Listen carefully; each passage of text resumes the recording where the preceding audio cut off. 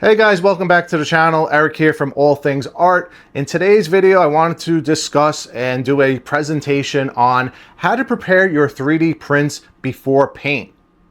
Whether you are a painter yourself or you're looking to hire a painter to do some commission work, have something painted for you, you may not realize how many steps and how much work is involved in preparing a 3D print before it can actually get painted. So again, today's video will be perfect whether you are a painter or not a painter to see all the steps that are involved. If you are a painter, there are some times where I'm looking at some great photos of somebody that did an amazing paint job, but they're failing to put in the prep work to properly prepare their print to make it look even better. You might see things like seam lines or support marks on the model, which shouldn't be there. So if you're a painter yourself, definitely stay tuned throughout the video. Maybe you'll learn a few tips and tricks on how to fix your models. Or if you're not a painter, this video will be very educational, so you can learn the steps and see how much work actually goes into getting a model prepared before it can actually get painted. So speaking of the steps, we're going to cover in today's video things such as hiding seam lines and gaps. When it comes to 3D printing, 3D printing is absolutely amazing. These printers put out absolutely amazing results in terms of the actual quality, but sometimes parts don't always line up correctly. You might have an arm that attaches to a body and then have a seam line that needs to get fixed with some putty. So we're going to cover doing putty work. Also, we're going to cover how to install and add magnets. You might have parts that are removable, swap out parts, different swap out portraits, heads, swap out arms that need magnets. So we'll cover how to install magnets. Also, you might just have parts that are fragile and need magnets added for protection during shipping. So I'll also discuss that. We're also going to go over glue, which glues are best for gluing in parts, glues that are nice and strong to where you don't have to worry about them failing and falling apart in the future. So we'll cover epoxy glues. We're also going to discuss how to add weight back to an actual part. With 3D printing, a lot of print guys like to print the parts hollow. It's most common for printing. One, it saves on resin, and two, it's usually easier to print something hollow. This way it successfully prints. But there are times where you might want a part heavy. For example, the piece behind me, this is actually what we're going to be working on today. This is Logan from Zez Studios, and the base was originally printed hollow to where I now want to add back some weight, make the base heavier. It's the foundation of the statue. You want it to be a nice, sizable weight. This way it doesn't tip over in the future and have, you don't want any accidents or any damage with it breaking. So we're going to add some weight back to the actual base using some casting resin. So just to recap, in today's video, we'll cover gap filling, we'll cover installing magnets, we'll cover removing support marks, we'll cover how to use glue and glue parts together. We'll cover how to add weight back to certain parts. All that in today's video. Now, today's video is going to be a more condensed video, everything all in one process, to where I already have standalone videos on each of these subjects. I have a standalone video on gap filling with some great tips and tricks on how to add back texture. I have a standalone video on adding magnets to parts and so forth, using glues and adding weight. So if you want a more in-depth process, to better learn and teach you, definitely go check out the other videos on my channel because they'll cover the process more detailed. But for today's video, I just wanted to condense every single subject all into one video. This way, if you don't want to sit through 3, 4, 5 different videos, you can catch everything just in today's video. So let's get started with the very first step.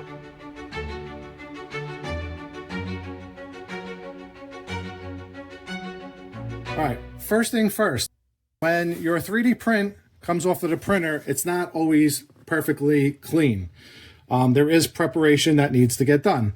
So I'm going to try to zoom in. I'm already noticing something on the wolf. Again, you got to look over the parts. So let me just zoom in and I'll show you, because a lot of this goes unnoticed. So again, it's all one color, so it might be hard to pick up, but let's see if I can point it out.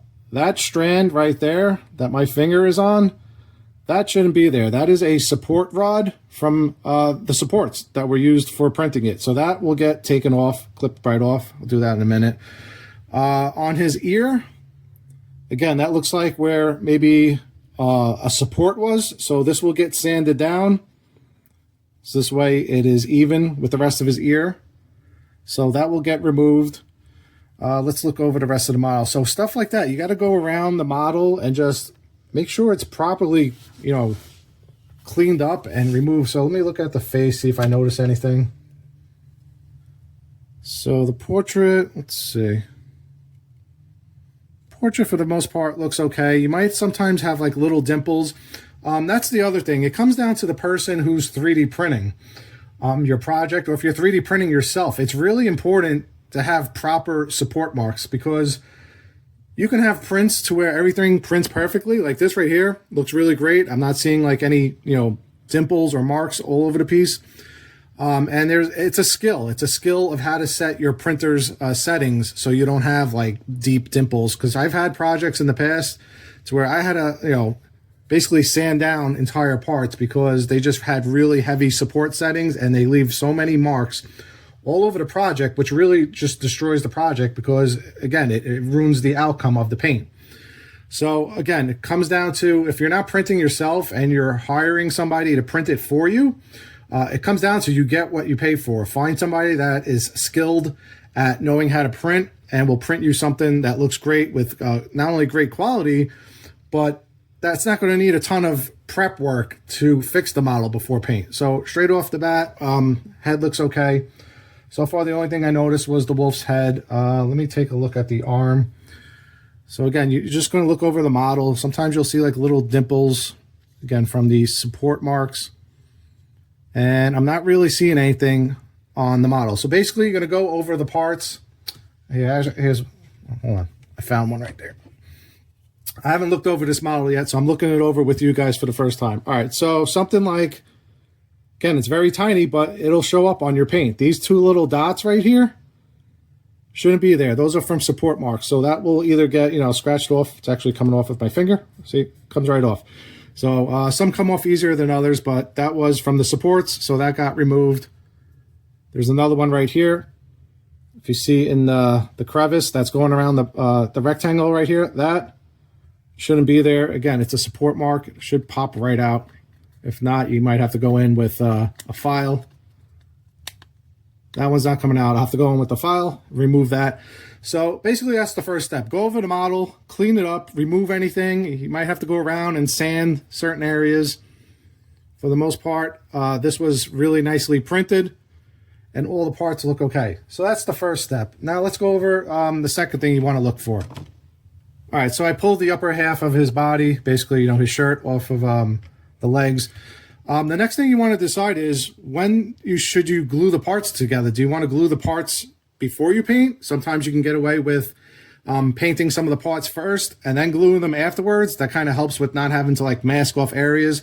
So if we look at this arm, I believe this goes on this side. Yeah.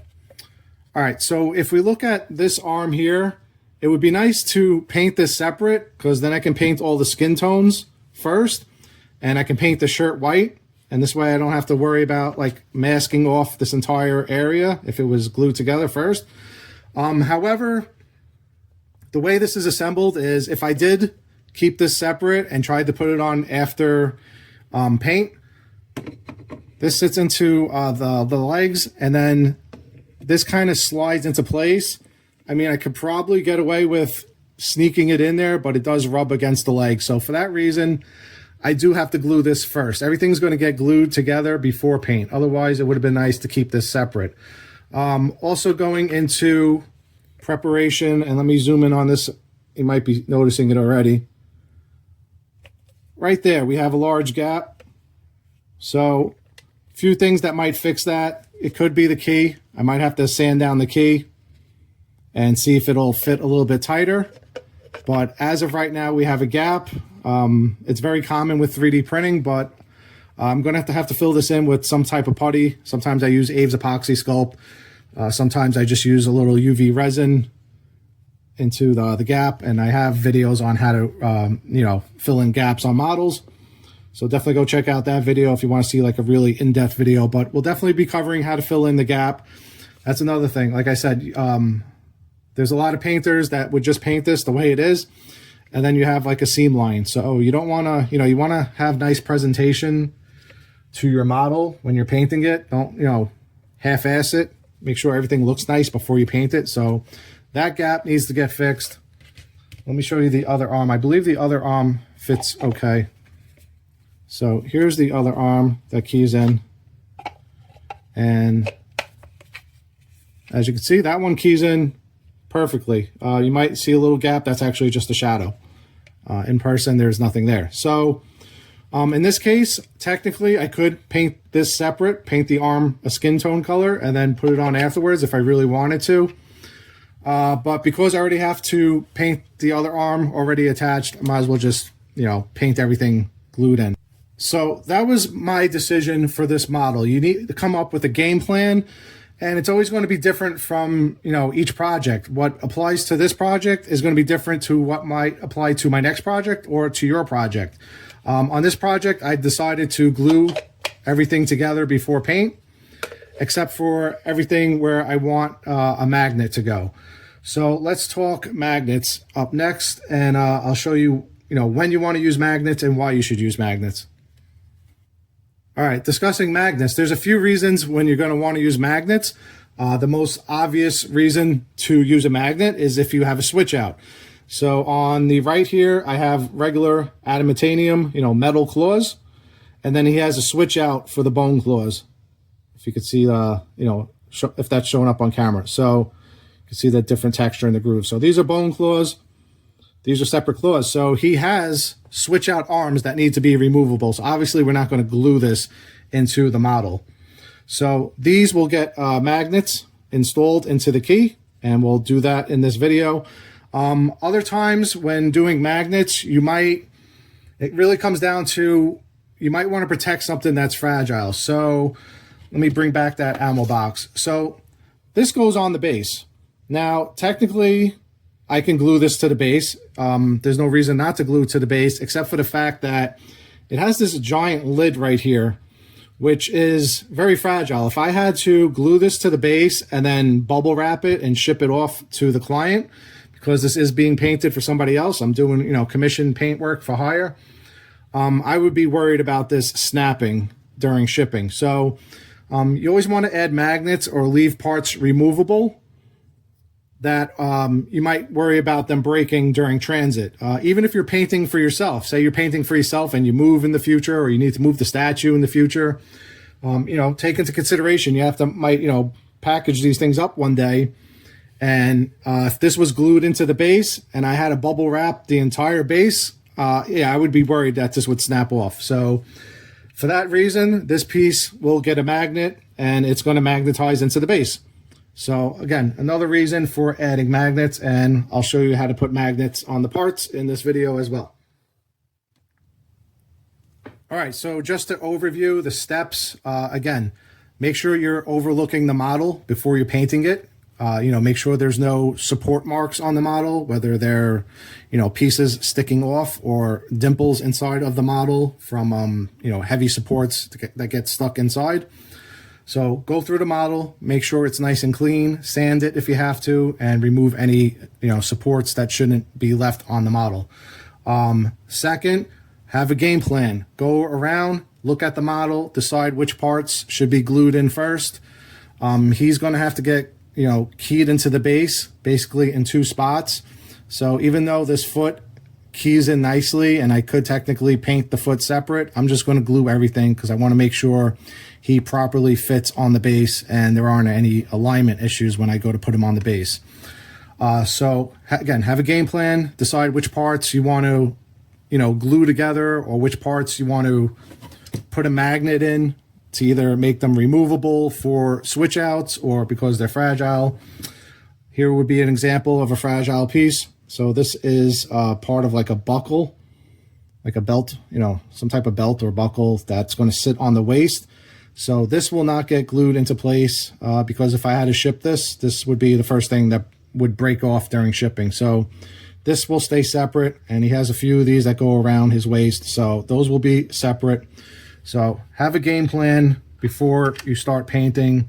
Make sure you go around, fill in any gaps before paint. That's the most important thing. If you look down by the tree, over on the tree trunk, this piece keys in to the bottom half of the base. That seam will need to get fixed, so make sure you're hiding the seams with either epoxy clay or some type of filler, and we'll cover that in the model.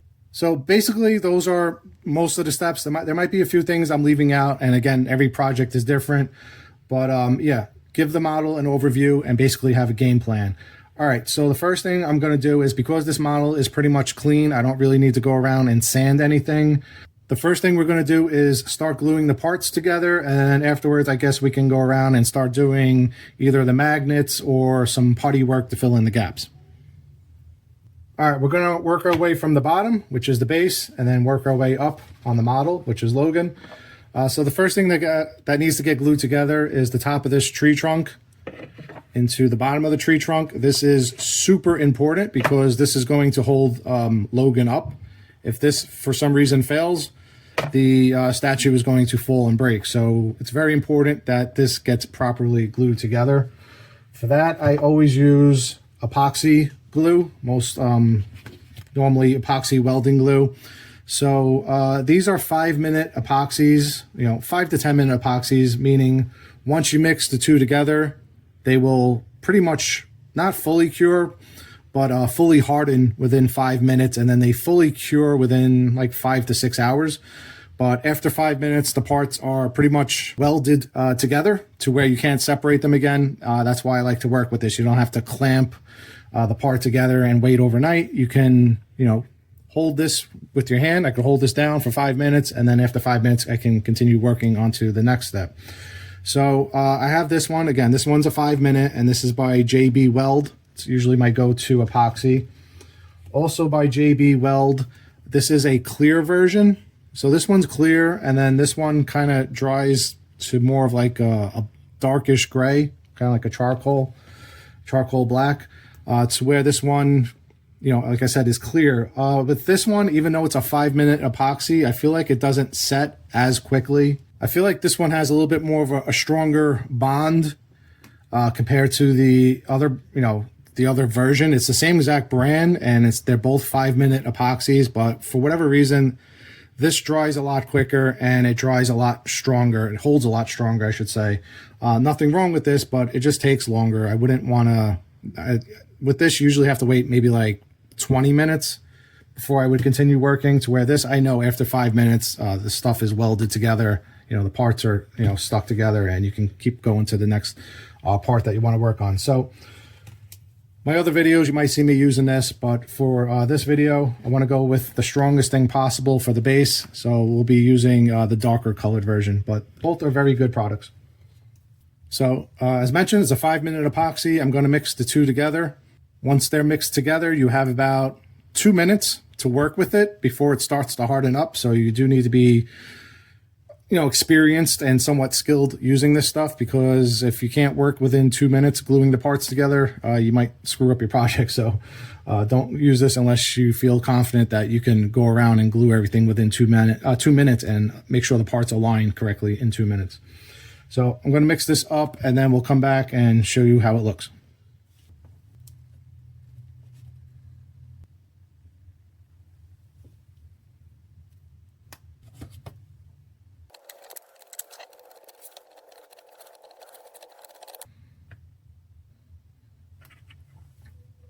All right, so once the glue is mixed, I'm just going to apply it around the keyhole. This type of epoxy weld, if you haven't seen my videos using this, goes on like a paste, which is why I like to use it a lot. Kind of stays in place. You don't have to worry about it running and dripping all over the place. Has the consistency of about toothpaste. So it's very easy to work with, unlike some super tight glues.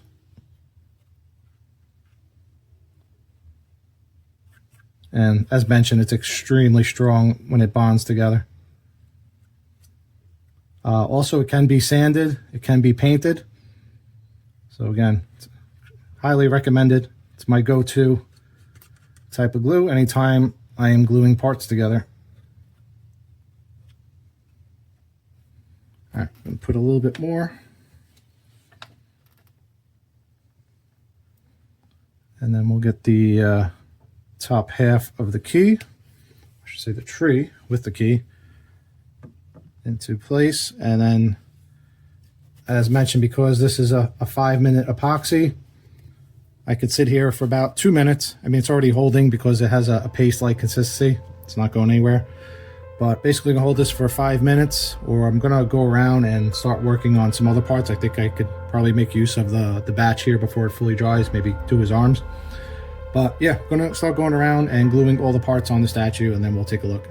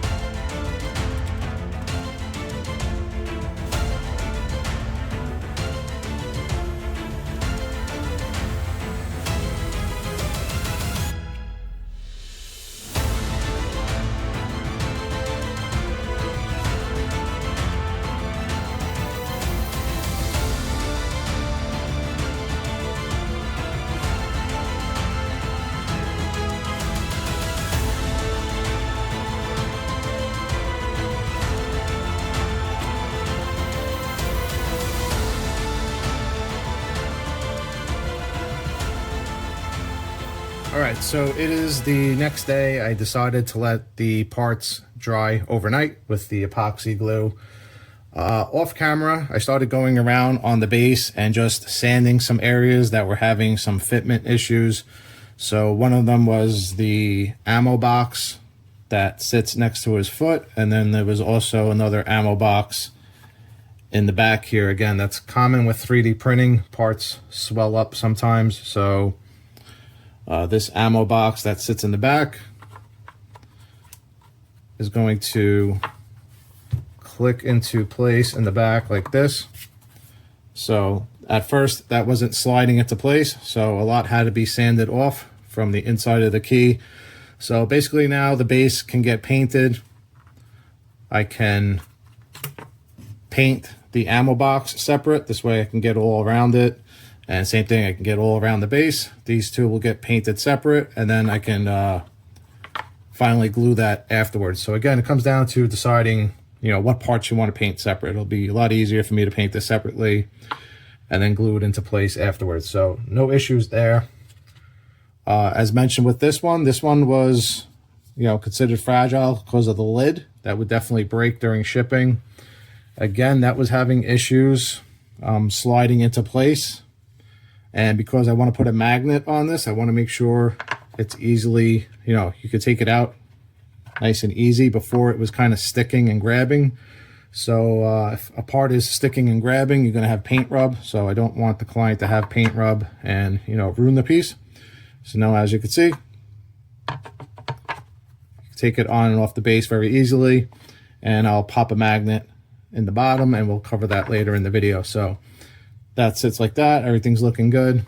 As far as Logan goes, he's lining up on the base very nicely. Same thing, I had to go in and sand a little bit where his foot keys into the base. Again, it was a little bit of a snug, tight fit, but now we can get him.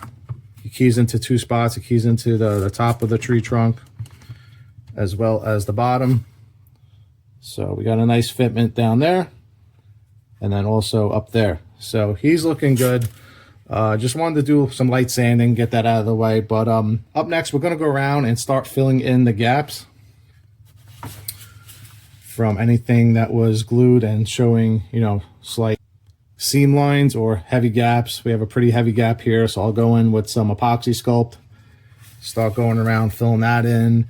Anywhere where there was drain holes from the 3D printing, I'll fill that in. You'll never see this once the head's in place, but I like to go in and keep everything professional looking. So for this, for drain holes, I don't use epoxy sculpt.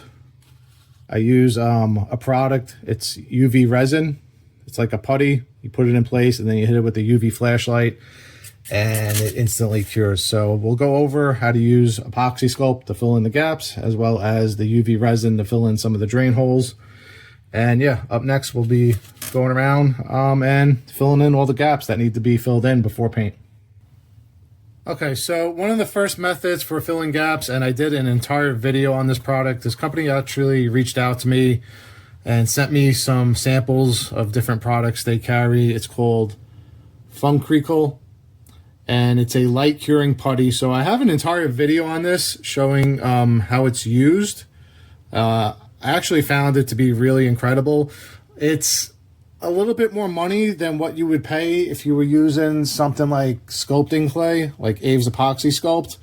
You'll definitely get, more product out of something like this compared to this. I think this usually ranges between $10 and $20, to where I can get 2 large jars, of the Abe's Epoxy Sculpt for about, $30. So you get a lot more product with the Abe's. However, the Abe's Epoxy Sculpt takes about 4 hours to cure, 4 hours to harden up. Usually I let it sit overnight, to where this, you just hit it with a UV flashlight and it's instantly cured, and you can instantly sand it and move on to the next area. This could be sanded and painted as well, but again, you have to wait pretty much till the next day. Actually, no, I don't even think it's 4 to 6 hours. I think it's more like 12 to 24 hours. I'm pretty sure it's 24 hours. Let me see if it says it on here. Let's see. Working time is 1 to 3 hours. Yeah, 24-hour full cure time. So you have to wait in full, an entire day before you can continue working on your model if you wanted to sand it and start painting. So where this, the Funcricle light curing putty, hit it with the UV flashlight for about 30 seconds or less, and you can sand it and continue, paint. So I'm going to show you how to use this one first, even though I did an entire video on it. But I like to use this stuff for filling holes, such as this right here. I wonder if I could actually use this for the magnets. Let me think about that before I do that. But I like to use the putty, or the light curing UV putty, I should say, for drain holes. And then I usually use the Abe's Epoxy Sculpt if I'm doing gap filling, for example, around Wolverine's arm, because this is sculpting clay. So if I need to sculpt in any textures, it's easier to work with this. So I can feather it out, blend it easier, add back some textures, and it's a little bit easier to see and work with. So let me decide which I want to use first, because I might actually be able to use this for the magnets. Originally, I was going to put the magnet in the key, but now that I'm thinking, I might just put 2 magnets. So let me think that over and give me 1 second, and then I'll show you how to use this product right here. All right, so yeah, I think I'm just going to fill in these holes, and then I'll put the magnet right here. I don't really need 2 magnets. It doesn't need to be a strong connection. So we'll fill in these 2 holes. I'll show you that for the example, and then later on I'll drill through this, being this should be solid, this key right here. It'll be easier to put the magnet in this piece. So the first thing, I'll actually show you both products. So this one is a wax. So it comes in this canister. It's a metal tin, canister. And it's pretty much, they advertise it as a wax. It is very, wax-like, so I would agree with that. It is a wax.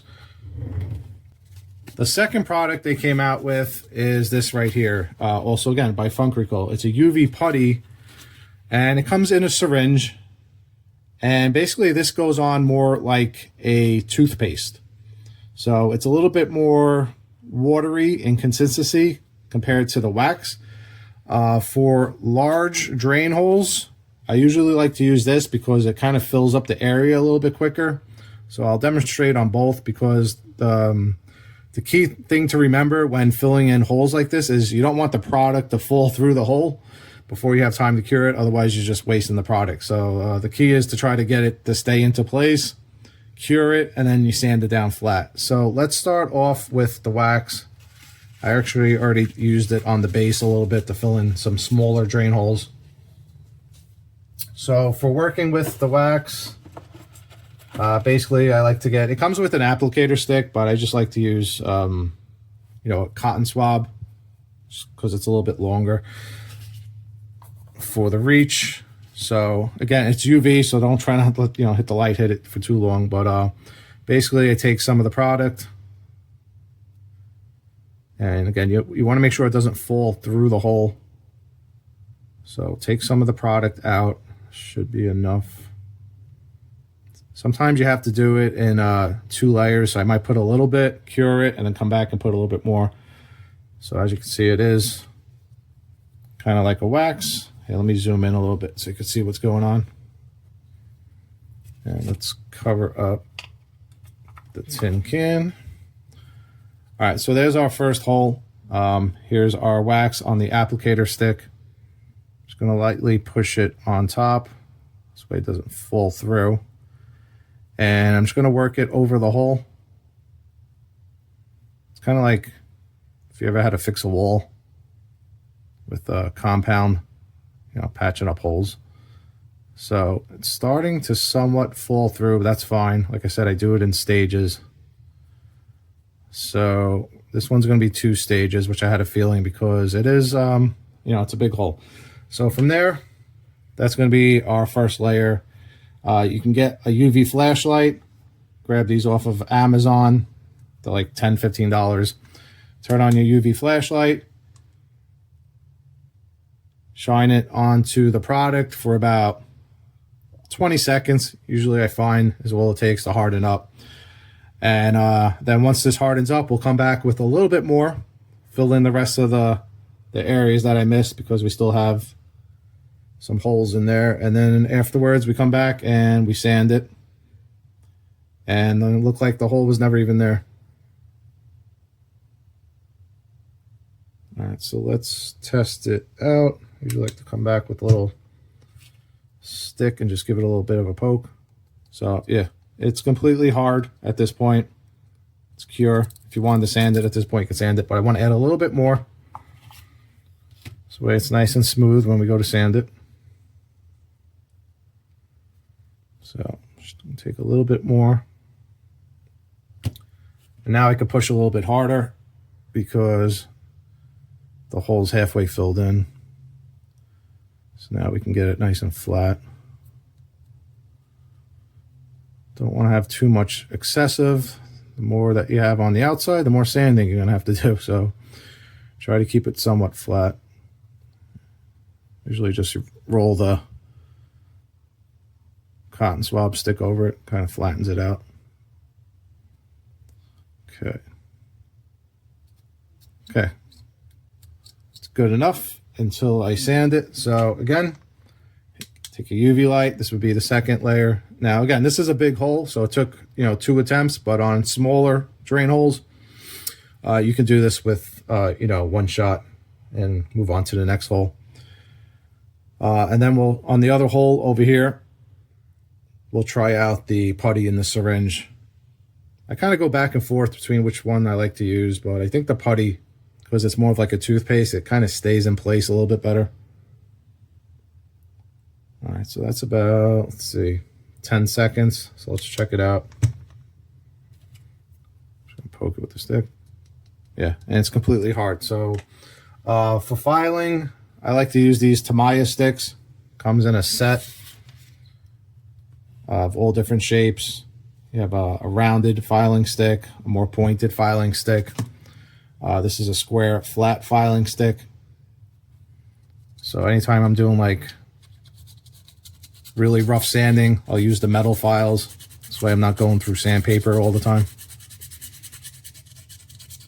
So as you can see, it was just, you know, 30 seconds applying that, and you can move on and get it sanded down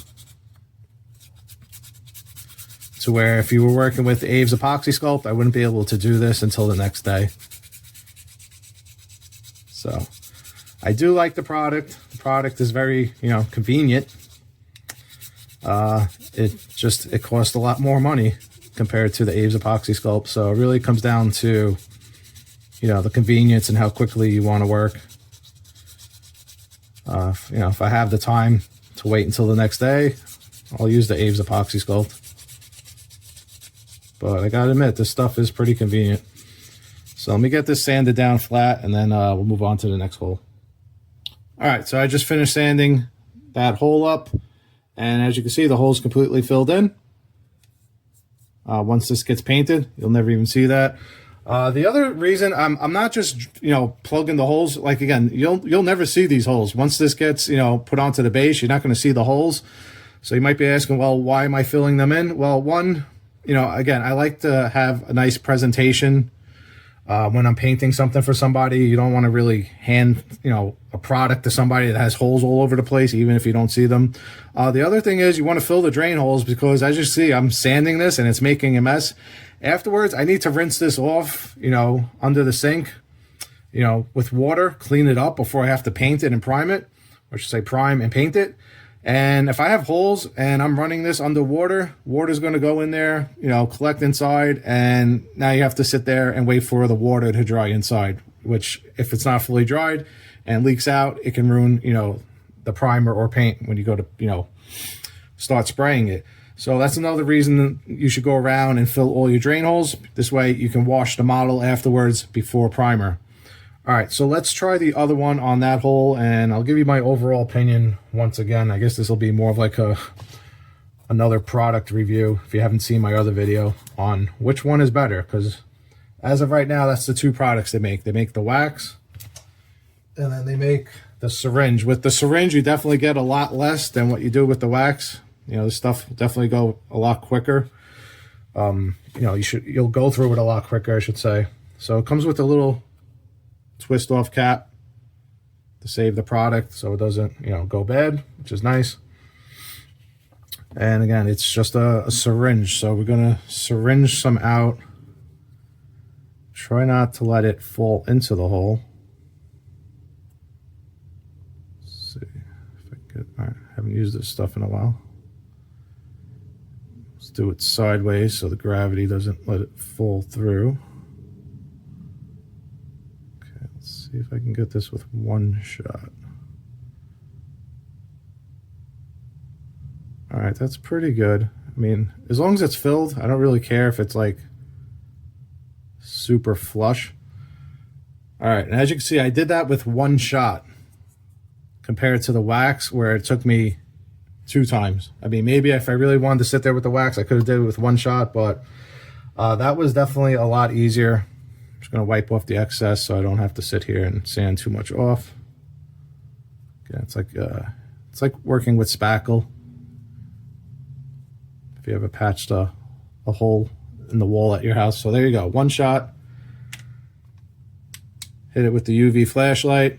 Same thing with the syringe. Takes about 20 seconds to dry. So yeah, I would say at this point, for filling in drain holes, the syringe is definitely quicker for the larger holes. But again, you're getting less product, and that stuff's kind of expensive. I was fortunate enough, the company sent me a bunch of samples, product to try out. So it's pretty much why I'm using it now. Is it worth the money? I mean, I guess so. Depends on you. Like I said, if you don't want to use Epoxy Sculpt and sit there and wait until the next day, or you can actually make this yourself if you take a little baby powder and some UV resin out of the bottle, mix the UV resin with some baby powder and make it into a paste. However, again, now you're, it's a little bit more inconvenient. You got to sit there and start mixing things. It's where, this stuff, I can use it straight out of the container, close the lid, and be on my way. So again, it comes down to convenience. So I'm not going to sand this too much, but just go to show you the 2 different examples. So both drain holes are now filled. So very quick, and I don't have to wait until the next day. I can move on to the rest of the product. project. So I'm going to get this area cleaned up, and the next example I want to show you is how to use the Aves epoxy sculpt, and we'll do that on Wolverine, most likely around his arms where the gaps are. All right, before we get on to adding magnets, I just want to go over the other product I like to use for filling gaps, especially when it comes to gaps that require maybe some sculpting work that might need to be done, like he has little hairs or, you know, skin texture. This stuff is better to work with for doing textures. This is going to be Aves epoxy sculpt, and again, it's also epoxy, which means it'll help bond the parts together like a glue. So technically, this can be used like a glue as well. But yeah, it comes in containers, you know, with the lid. You're going to mix equal halves. So you could take a little bit out at a time, because the working hours is about 1 to 3 hours before it fully hardens up. So I'm going to mix up just enough to work on the gaps around the arms, you know, work in small batches. And then if I need more later for other parts, we'll mix up a new batch. Because as mentioned, over time it does start to harden up. It starts off soft, but after the first hour it starts getting a little bit more difficult to work with. So you're taking 2 equal halves of the sculpting putty, mix it around good for a good minute, and then we can apply it into the gaps. You can manipulate it, come in with some sculpting tools, add textures. You can feather it out. For feathering it out, I recommend using this. It's a safety solvent. It's made to be used with Aves epoxy sculpt. And what that does, it's kind of like a little bit of like an oil. It helps smooth out the clay, which works nice for, one, smoothing it out, but also for feathering it, like blending it. So when I fill in this crack, I want to kind of like feather it out. This way it blends into the 2 parts.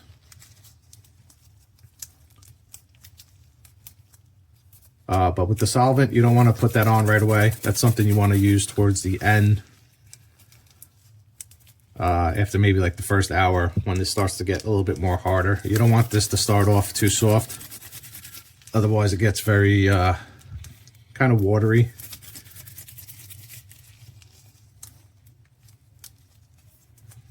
So at first just use the sculpting clay by itself.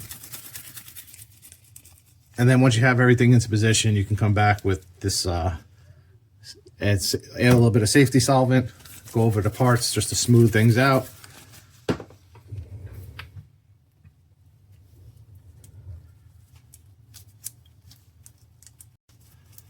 right, so we got our clay mixed up, and we're gonna go around and start filling in the cracks.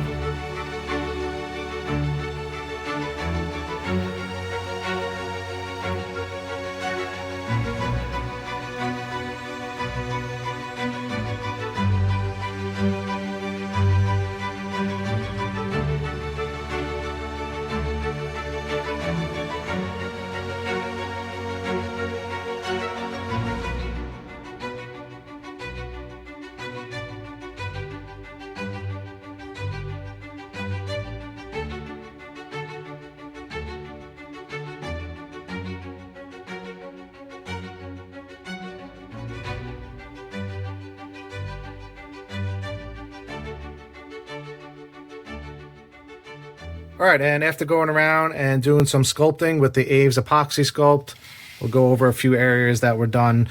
One of them was under his foot. So some Aves, he had a little bit of a gap under his foot on this side, so I went in with the Aves epoxy sculpt, did a little bit of the texture of the tree trunk. It's looking a little bit black. That's just, I add ink into the clay. This way I can kind of see how it's blending into the rest of the sculpt. So a little tip right there, you can add just a little bit of color to the clay, and then wipe it around to kind of see how it's blending before priming it. The main area was this area right here going around his arm. So again, went around with the Aves epoxy sculpt, as you saw in some of the video, and sculpted back in some of the hair strands. All this will get, covered up and blended seamlessly once it's primed. Went around, sculpted back in some of the line around his shirt, that ribbed lining that was going around the shoulder area. I wanted to make sure that didn't get lost, so that came back within the sculpt. That area was done, so that's looking good. And again, this will all look seamlessly blended once it's all primed. This area is looking a little bit dusty right now because I did go around and sand it. Let me see if I can wipe some of this off just to give you a general idea. Just using some of the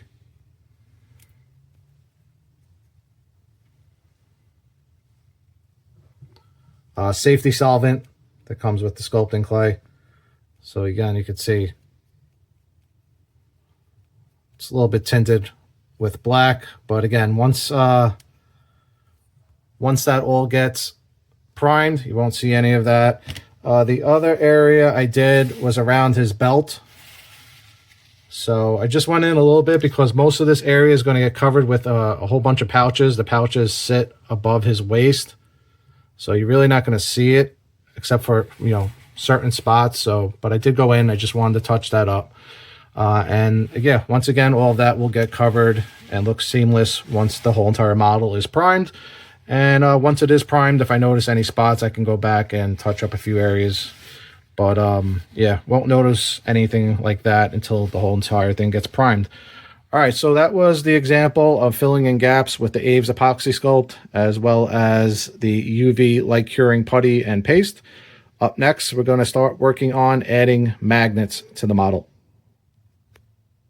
All right, so next up, we're going to start working on installing the magnets inside of the 4 portraits, as well as inside of the 4 arms. I'm not going to do all of them, otherwise it gets repetitive. But when it comes down to magnets, if you haven't seen my previous video on installing magnets, I definitely recommend checking that out because I do an entire in-depth video about the strength of magnets and how to install them. But basically, when it comes to magnets, so these are neodyme.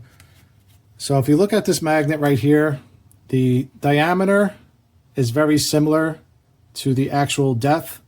So now these are 8mm by 5mm, and the depth is what gives it its strength. When the depth matches the actual diameter, it makes the magnet stronger.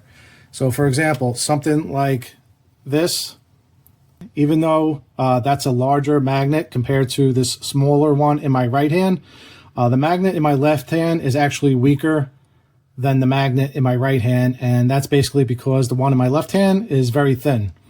For this to be full strength, it would need to be a lot deeper, a lot more depth to it to get the full capacity. So it really comes down to matching the depth to the actual diameter. This little magnet right here has way more pull than this larger magnet. So one thing to take in mind when purchasing magnets, don't go for, the thinner type magnets like this. You want something that has, it's where the depth matches the actual diameter as much as possible. All right, so that covers the strength of magnets. Now let's go into actually installing the magnets into the parts. As far as installing the magnets, we're going to put a magnet into each one of the male keys on the portrait. And then we're going to put the other magnet into the female key on the neck there. This way we can magnetize each swap out. So now I'm going to show you a trick on how to get the center point. This way the magnets line up. It's not too difficult. Basically on your male key, just draw an X going across to find the center. So I'm just going to roughly do this by hand. Doesn't need to be too perfect.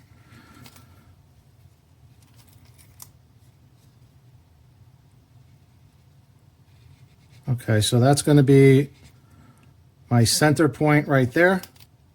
That's where I'm going to drill, and as they say, X marks the spot. So when drilling, you want to get up to the depth of the actual magnet. So if this is the size of my magnet, I eventually want to get up to the same diameter, which should be that right there. And when drilling into anything, you always want to start off smaller and then work your way up with the drill bit. So we're going to start off with the 1/8 drill bit and work our way up to the larger diameter.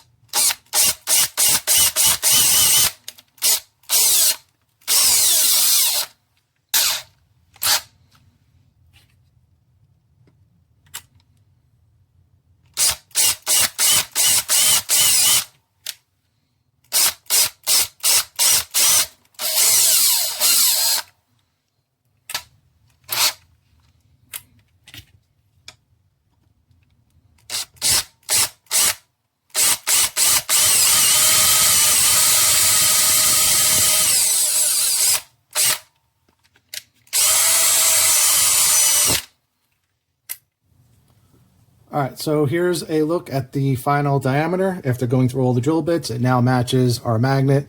So our magnet now sits in place, nice and snug. And we're gonna glue this in place using some 5-minute epoxy. So my go-to is always JB Weld, some form of JB Weld. This is a 5-minute epoxy, so it will set in 5 minutes and then fully cure in about 4 hours.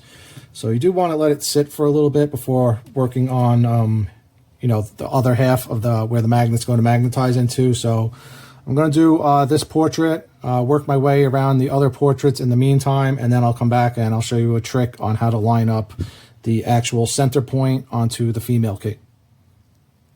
All right, and as mentioned, it's a 5-minute epoxy. You have roughly 2 to 3 minutes working time, and you're going to mix equal halves from both bottles. So I usually just squeeze them at the same time.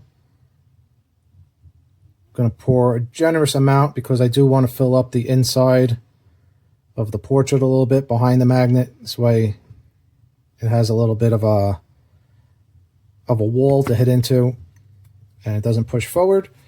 So there's our 2 equal halves.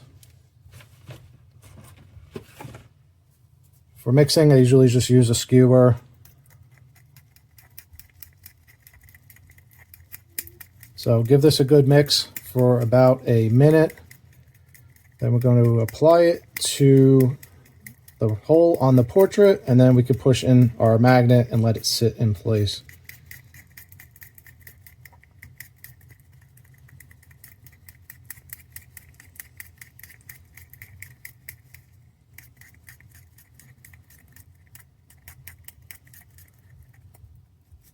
Okay, that looks pretty good. We have our hole on the portrait.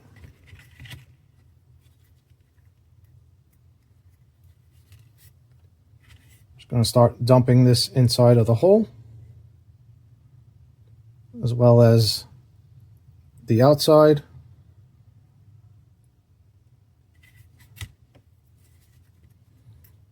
This way when I go to put the magnet in, it actually will drip back out a little bit onto the back of the magnet. So I'm just going to fill this up a little bit.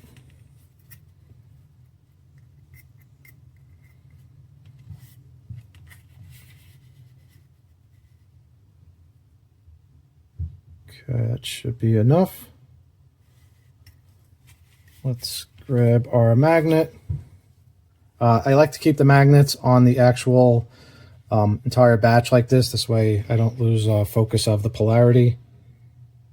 So we're going to push this into place.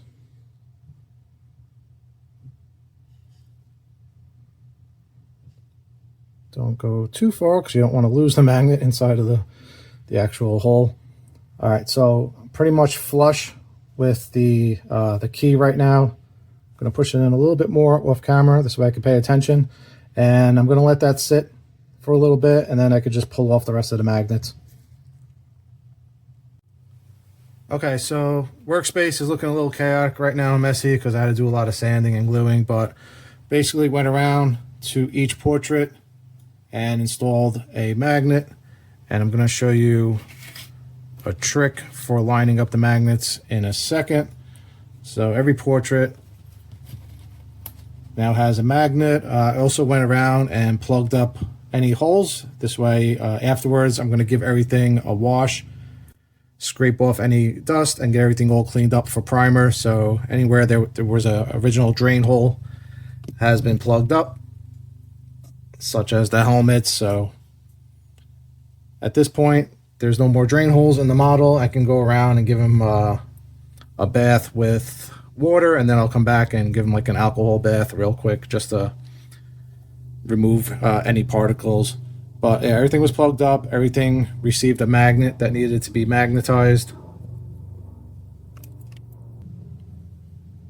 And then taking a look at the body, both arms received the magnet. So for there, I didn't use the JB welding glue. I actually used the epoxy sculpt, as mentioned. Because it is epoxy, you can use epoxy sculpt as an adhesive, so creates a strong bond. I had some gaps that I needed to fill in, so I just went in with the epoxy sculpt, and then came back later with the JB weld glue. But basically, I'm going to show you a trick how to line up the magnet so that the center of this magnet lines up with the center of the female key there. It's not so much difficult on something like this because the key is square, but for example, if you had to put a magnet in an odd space, say like down there, or maybe if I had his upper half of the body removed from the lower half and I wanted to magnetize these two parts, you know, trying to put a magnet in the middle of his waist would be somewhat awkward and difficult to line up. So it's something I showed in my last video, and it's a simple trick. All right, so basically it's quite simple. It's going to take the paint, put it on the center of the magnet like so, or any two parts that you're trying to match up. And then the paint will transfer over onto the female half of the key.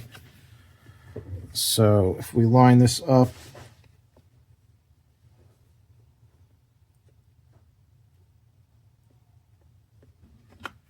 inside like so, and push down to make an impression with the paint, it should leave a mark. So let's see, like so. So now we have our center point. So very simple to do, and again, not too difficult on something that's a square peg like this. But it does come in handy if you have odd shape parts that you need to line up with the magnet. All right, so I'm going to drill into the neck, install the magnet into the neck. Afterwards, I'll show you how all the parts are now magnetized into place.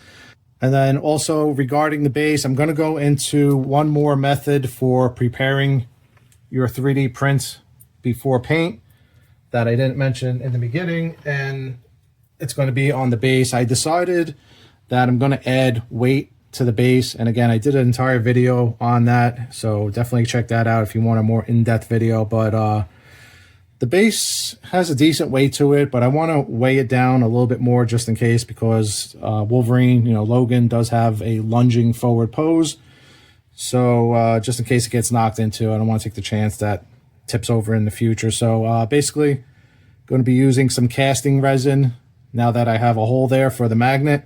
We're going to dump some casting resin into the base and add some weight to it. So again, another method for preparation before painting your statues to go over.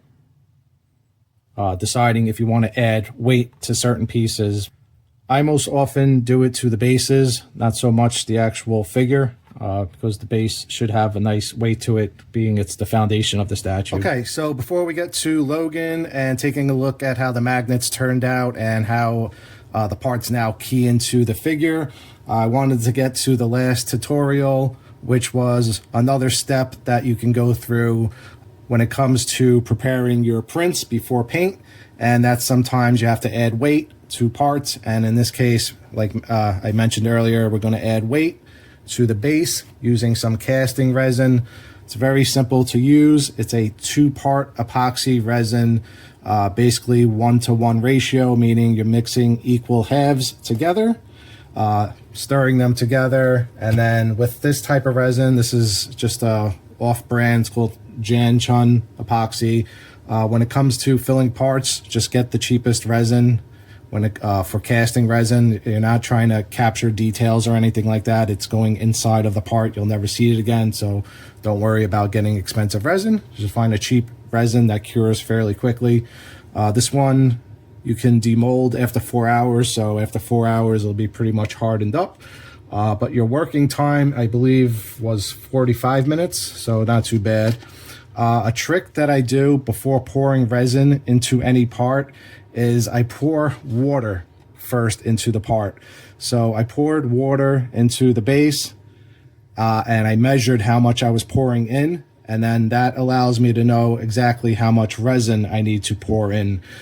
This way, I'm not just pouring resin in first and then it overspills everywhere. It's better to start off with water, pour some water in, keep measuring the water, and see what the limit is until you get to the top of the drain hole, and then you know how much resin needs to go in. So I measured first with water to prepare it, then measured my cups. So those are my halfway marks. We'll have part A of one bottle, part B of the second bottle, mix them together. And then, like I said, we have 45 minutes to work with this casting resin, and we can add it to the base and add some weight to it. I already tested it, like I said, with the water. It adds a decent amount of weight to it, makes it nice and heavy, so it's going to turn out nice. All right, so let me get this mixed up, and then we'll get it poured into the base, and then afterwards we'll take a final look at Logan and the switch out parts. All right, one other thing before pouring the resin and mixing it together, it's extremely important to shake each bottle. This way it doesn't settle. I see sometimes comments and reviews saying the resin didn't harden correctly. That's usually because you didn't shake each bottle really good. You may have mixed the two bottles together thoroughly, but you didn't shake each bottle thoroughly. So it's important to stir everything up before you even mix it together. All right, so I got my halfway mark, so we're gonna pour in up to the line from bottle A. And then we'll do the same thing from the other cup for bottle B. Okay, looks good right there.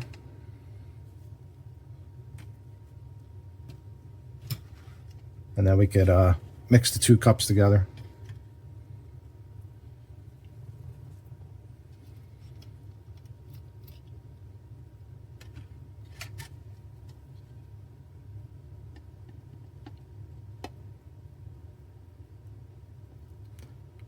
Also, as you know, resin is, or maybe you don't know, resin is hazardous, so make sure you're wearing gloves, protective eyewear if needed.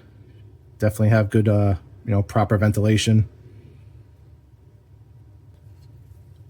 All right, so once we mix the two cups together, as mentioned, you have roughly 45 minutes working time.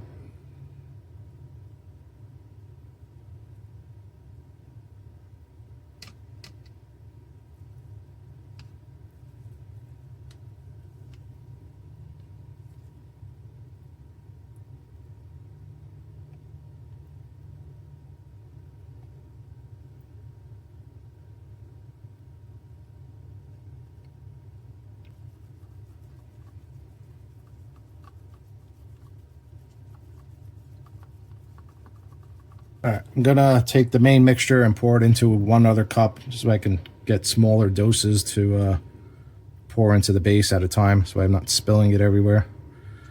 Normally I would use a funnel, but I'm all out of funnels right now.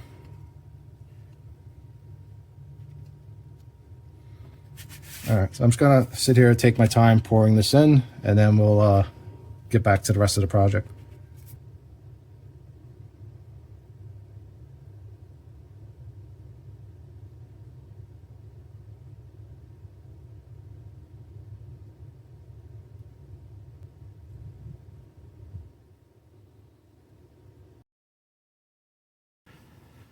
Okay, so it's been a few days. All of the parts have been primed and given time to dry. Instead of going in with the Stynylrez airbrush primer, I wanted to try a new rattle can primer that I've seen a few guys using. This is by Krylon Color Max. It's a gray primer. The weather was nice outside. Figured it was a good time to test it out and get things done a little bit faster since there were so many parts. Overall, I do like the primer. Went on very nice. It's easy to control. Before we take a look at the parts and how they fit, I'll just give you a quick overview. So we have the 4 portraits. All of those have been had magnets added to them, as well as the 4 switch outs for the arms with the metal claws and the bone claw arms. So all that has magnets. I did add off camera some magnets to some of the smaller items, and we'll go over that. But basically, this is about all of the parts. There's a lot of little parts for this kit. And let me go over and show you the fitment now, how there's no more gaps, and how everything magnetizes and fits together. All right, so first things first, let me just draw attention to Logan's body here, because you're going to notice something different than what happened in the beginning of the video. If you notice in the beginning of the video, this was all glued together to where now it is separated from the legs. So what had happened was I was working on this kit, and somewhere throughout the process, I noticed under his arm, it was hard to see, but there was a crack in the actual body. So we had to have the entire thing reprinted. So this was reprinted, the arms were reprinted, the legs had to get reprinted because everything was glued together. So unfortunately, I had to start most of this all over again, but it's, I guess, my fault. I didn't notice the crack that was up under his arm. But anyway, the same steps were done to the second model as far as filling everything in and doing most of the magnets, except this time I decided to leave the body not glued to the legs. This way I can paint it a little bit easier, and just in case something goes wrong again, I can have less parts to deal with now. But as far as the upper body goes, the arms were glued into place. I did, as mentioned, fill in the seams around the arms, and I'll throw up some pictures and give you a close look at that. So let me zoom into that, show you how that looks now. So as you can see, if you remember during the initial raw kit, that all of this had a large seam going around the actual shirt there. So that was all filled in. That was all filled in with the Aves epoxy putty. Same thing on the other side. We had a bad gap over there. So everything was filled in with the Aves epoxy sculpt and then sanded. Tried to blend it, bring back the texture a little bit as best as possible. So that was done around the shirt area. If you remember, we added magnets to the portraits. So on the beginning of the video, I only had a magnet added inside of the keyhole. I decided I wanted a little bit more strength because this is such a large area and such an unusual key. So I did put a magnet right here as well, and I'll show you on the portraits, and I'll show you how everything keys in. I did a little bit of putty work around the actual arm because there was a little bit of a gap when the hand keys in, and I'll show you that too. Same thing on the back, a little bit of putty work was done there off camera, but we have magnets inside of the arms. So this is how it looks once it's primed and filled in. Everything looks nice and clean now. Let me show you how the portraits fit.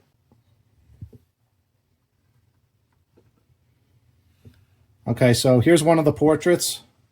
This is one that gets a helmet. So as you can see, again, I had a magnet inside of the key, and then I decided to add one more magnet under like the chest area there. So when it keys in now, got a nice strong grip. Everything fits good. All of the gaps that were around his chest are now gone. I built up the shirt area here with a little bit of material using some resin putty.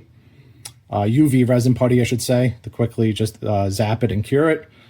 So that's how the portraits are fitting. Everything looks good. They are magnetized now. Super strong magnets. So that's one of the portraits that gets one of these helmets put on, his army helmet. Obviously, also showed this earlier. Went around, filled in any drain holes with some UV putty. Let me show you the one that doesn't have the helmet. So here's one of his regular portraits with the hair.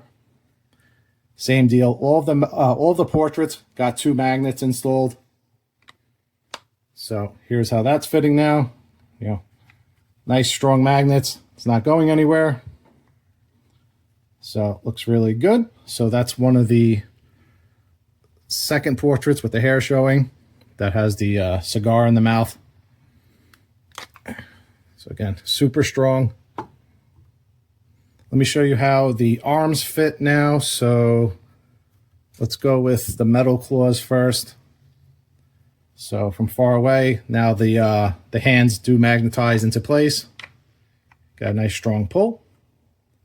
And again, I added a little bit of material because there was a slight little gap there. So I just wanted to fill that in. So we have magnets on all of the claws now. So there's one there. And then we have the bone claw. Same thing. Magnetizing into place. Looking good. All right, as for the other arm,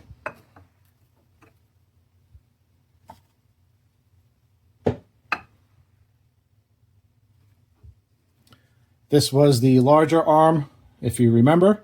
So same deal, just one magnet was added. You can actually see it shining a little bit right there. Just one magnet into the key. So this is going to magnetize into this arm,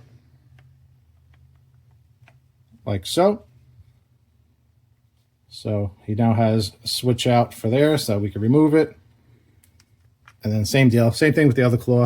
I'm not going to show it because it's going to get repetitive, but basically same thing with the bone claw for that arm.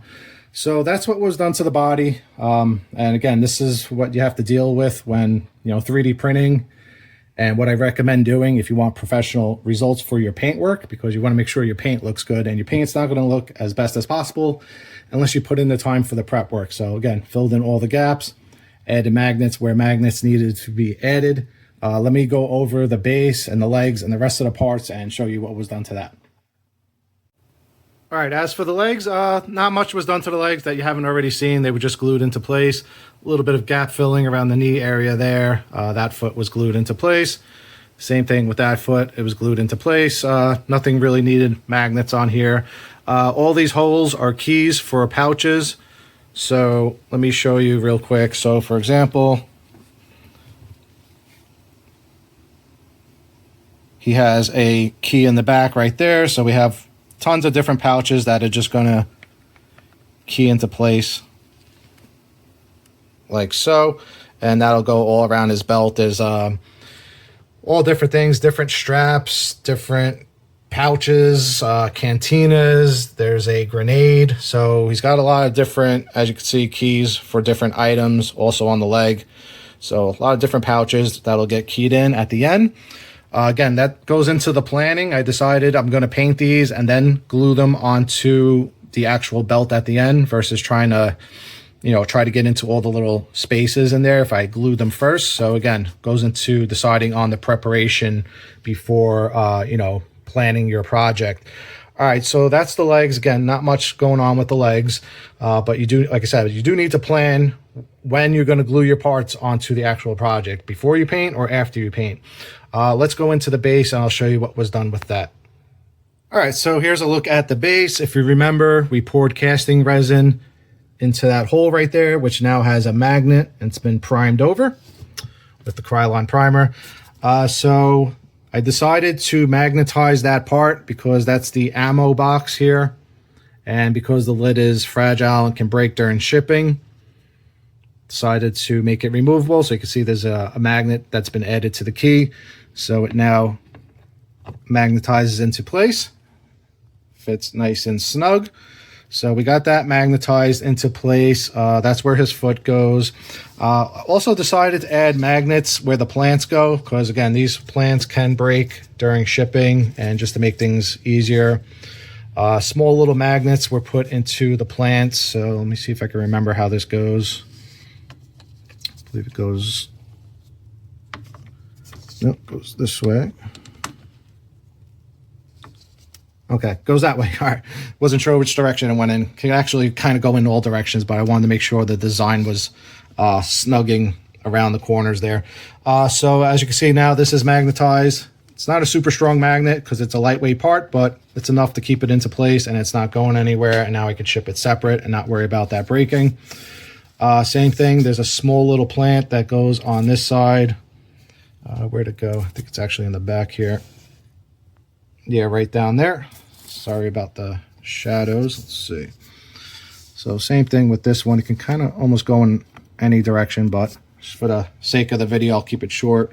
So again, that now magnetizes into place like so. So we got the 2 plants that were magnetized on this project, and I also added casting resin to weigh down the actual base to keep things nice and solid. All right, and yeah, as far as the parts go, here is your final look, how everything will get painted. So again, the base will get painted separately. I now have the ammo box, which is magnetized and removable. I can now paint this separately. The plants will get painted separately. I don't have to worry about them getting damaged. As far as the portraits go, I decided to leave the helmet off until afterwards, so this will get painted separately since it fits so nicely into place. So this will get painted separate and then put on and glued together at the end. So here's how that's looking. And yeah, super excited to start painting this project, so stay tuned. I'm going to start beginning work on it this week. All right, so as you can see, there's a lot of steps that goes into 3D printing and your model before you can actually begin painting, filling in those gaps, making sure all seam lines are hidden, adding magnets to parts that need to be removed or that are going to be fragile, getting rid of any support marks, making sure everything is sanded, looking nice, adding weight. Sometimes you need to add weight to the model because with 3D printing, most people print hollow. That's usually the common way to print something. And with 3D printing, parts can become a little bit too light, so you need to go back sometimes and add some casting resin. So again, I have videos, dedicated videos on each subject. I have videos on how to fill in gaps, add back textures. A lot of 3D prints, we have leather or like honeycomb patterns in the suits. So I have dedicated videos and really cool tips and tricks on how to add back the actual texture when working with sculpting clay or even the UV curing resin. So go check out those videos. Also, I have dedicated videos on how to add magnets that go more in depth into the process. Same thing for adding weight to the actual model using casting resin or even plaster. So again, go check out that video. So with all of that out of the way, whether you are a painter yourself or you're somebody that commissions painters, just wanted to point out and show some of the steps that goes into the project before it can actually be painted. I think I have maybe a week or 2 weeks because I had to start over a little bit. But yeah, as you can see, there's a lot of hours that goes into preparing the model before it can actually be painted.